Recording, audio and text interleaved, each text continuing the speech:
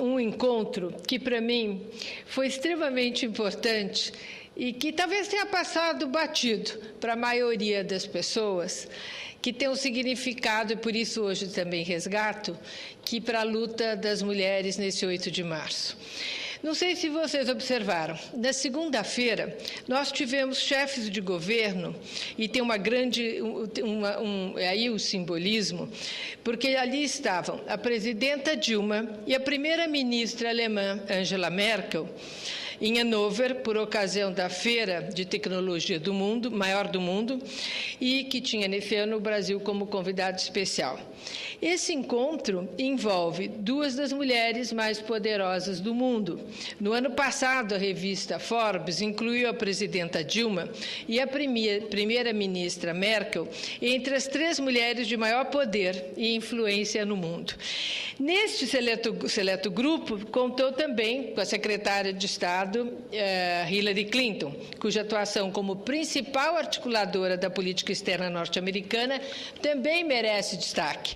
Eu quero ressaltar ainda que há uma grata coincidência que esse encontro tenha ocorrido exatamente na semana que nós comemoramos a nossa data tão especial e o protagonismo alcançado pelas mulheres nas mais diferentes esferas, seja política, econômica, cultural, e que isso não se limita às nossas fronteiras, mas que no mundo todo nós vemos as mulheres galgando espaços e lugares de extrema relevância. Vemos hoje, por exemplo, que a solução para a pior crise econômica já vivenciada desde a Grande Depressão de 30 passa por mãos femininas. Além da presidenta Dilma, à frente da 6ª maior, agora acho que é 5ª, né? Maior economia, vai se tornar a 5ª da economia mundial, e da primeira-ministra Merkel, líder do bloco europeu, nós temos também a diretora-gerente do FMI, a Christine Lagarde, a primeira mulher a presidir também o fundo, desde a sua criação em 1944.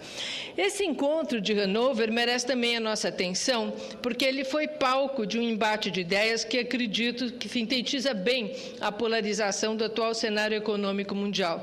Porque o fato é que a economia mundial hoje se divide em 2 grupos de países. O primeiro é daqueles que estão no centro da crise. São países onde a alavancagem financeira, especulação, indisciplina fiscal atuou como combustível alimentando uma crise que antes era limitada ao setor imobiliário americano e alastrou-se para o mundo todo. Esses países buscam, de todas as formas, evitar um período recessivo mais prolongado, que possa se transformar em depressão econômica, e aí eles buscam impedir novas quebras financeiras. A principal solução adotada nesse caso foi inundar a economia com o tsunami monetário, como bem apontado pela presidenta Dilma. O principal objetivo aqui foi recapitalizar instituições financeiras e empresas, e no caso europeu, estados como a Grécia, e com isso tentar reativar o emprego e o consumo das famílias. Todavia, essa medida necessariamente leva à perda de valor de moedas, como o dólar e o euro, gerando um pouco de inflação e principalmente desvalorização cambial. E o câmbio tem produzido sérios efeitos colaterais sobre um segundo grupo de países. Este outro grupo, é constituído por economias que se mantiveram à margem da crise, protegidas por regras financeiras mais prudentes e maior responsabilidade fiscal. O Brasil, nós integramos este grupo e já vem sofrendo com os efeitos do tal tsunami monetário. De fato, o câmbio mais desvalorizado reduziu a competitividade do produto nacional no exterior.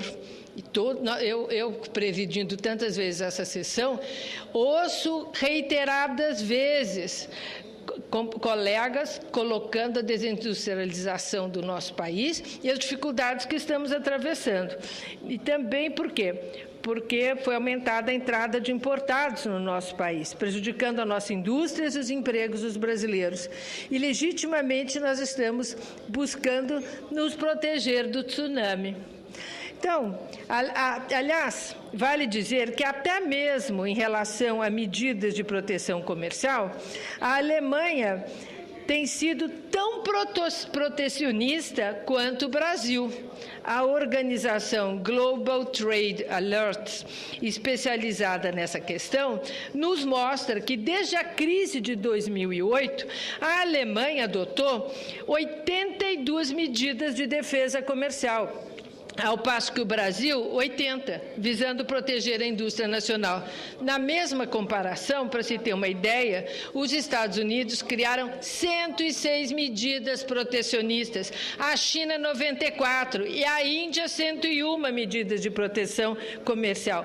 Por isso, a crítica da primeira-ministra Merkel, apesar de focar no protecionismo, que de fato é existente, ela é injusta com o Brasil. O Brasil não tem sido o único país adotado medidas nessa direção, e mais, a solução adotada pelo Brasil e outros países que se encontram na mesma condição é a melhor possível.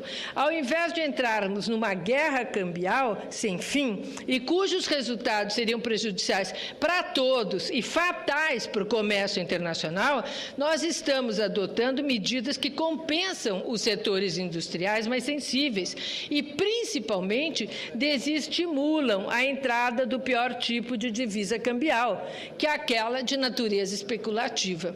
Nesse contexto, acho que a política econômica do governo Dilma está corretíssima. Para nos protegermos, estamos utilizando os melhores instrumentos dadas as circunstâncias internacionais, além das que o governo vem adotando. Eu acredito que o tsunami monetário deva, sim, ser combatido com medidas estruturais que buscam a redução do custo Brasil, como desoneração tributária e a melhora de nossa infraestrutura produtiva. Para tanto, precisamos preservar a todo custo a responsabilidade fiscal e o ritmo dos investimentos. Além disso, é importante não interrompermos a sequência de reduções da taxa de juros. Hoje, o Copom decidirá sobre uma nova redução da Selic. Quer dizer, esse discurso eu ia fazer outro dia, então não é hoje mais que ele já reduziu, e que foi muito bom. Nós vimos que foi reduzido na medida, também achamos que foi reduzido na medida correta, e que nós estamos agora diante de uma oportunidade para que nós entremos com mais força nessa situação de combate à desindustrialização e à inflação. A inflação ela está em processo de desaceleração, com pouco mais de 6% em 12 meses, e rumando para o centro da meta, que é 4, 5 pontos%. O PIB registrou crescimento real de 2,7% em 2011, o que é um bom resultado na comparação com outros países, mas que está abaixo do nosso potencial, como bem afirmou o presidente do Banco Central, Antônio Tombini, em audiência pública que foi realizada na última semana aqui nessa casa. Por fim, eu vejo nesse bom embate travado entre a presidenta Dilma e a primeira-ministra Merkel um sinal positivo de que nós avançamos muito nos últimos anos. Ele é resultado do novo protagonismo alcançado pelas mulheres no âmbito mundial e é também um retrato, principalmente, da nova condição conquistada pelo Brasil, como um dos principais atores e interlocutores no cenário econômico internacional.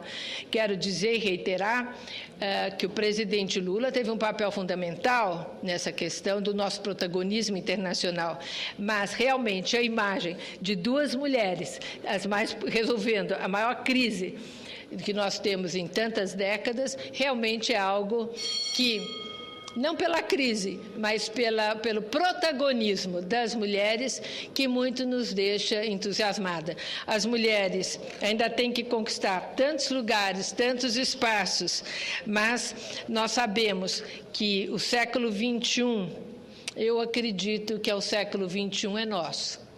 E é um século onde vai ter muita mudança, porque a mulher não é melhor nem pior que o homem, ela é diferente. Você põe um problema, o homem analisa de um lado, a mulher analisa por outro. E esse olhar, 52% da população tem que estar representado também aqui na nossa casa, Congresso Nacional, onde nós temos 10% só de mulheres. Mas nós estamos lutando e, por isso, bom 8 de março para todas vocês que estão nos assistindo, senadoras e senadores.